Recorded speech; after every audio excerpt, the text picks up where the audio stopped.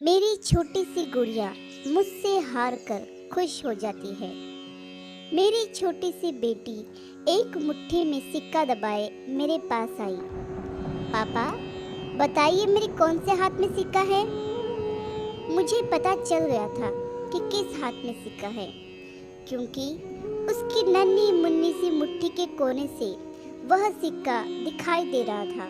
मैंने बता दिया तो उसने हंसते हुए अपनी मुट्ठी खोल दी जिसमें सिक्का था। फिर से भागते हुए दूसरे कोने पर गई और दोबारा से इस सिक्के को अपने हाथ की मुट्ठी में दबा लिया और फिर से मेरे पास आई। पापा, अब बताएं सिक्का कौन से हाथ में है।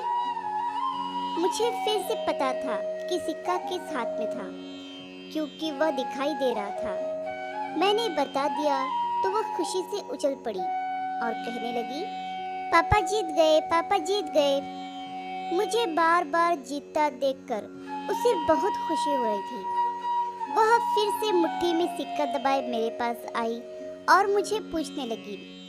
इस बार मैंने सोचा कि मैं उसे जिता दूं, तो मैंने इस बार गलत मुट्ठी दिखा दी, जबकि मुझे पता था कि इस बार भी सिक्का कौन सी मुट्ठी में है।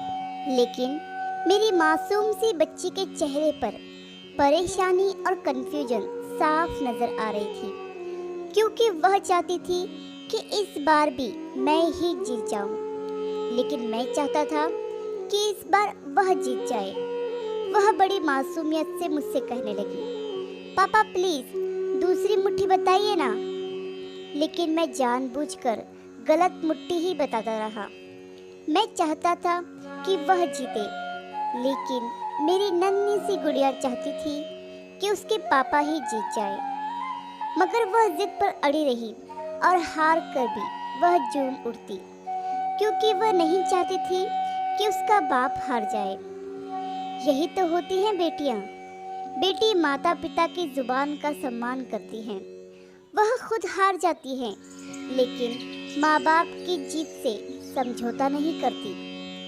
बेशक बेटियों के प्रेम में कोई मिलावट नहीं होती। यह तो ईश्वर की तरफ से दिया हुआ सबसे अनमोल तोहफा होती है, और यह तोहफा उसी को मिलता है जो उसकी कदर करना जानता है। आशा करती हूँ कि छोटी सी कहानी आपको पसंद आई होगी।